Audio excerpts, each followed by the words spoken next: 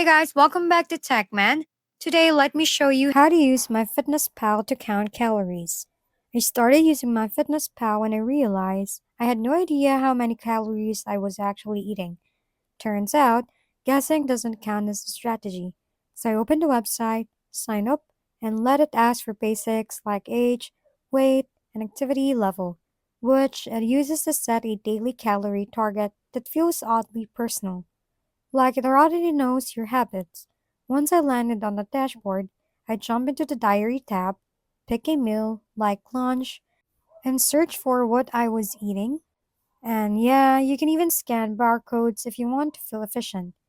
I adjusted the portion size before logging it, which matters more than people think, unless your one serving is secretly two.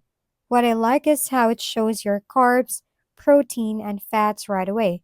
So you're not just counting calories blindly.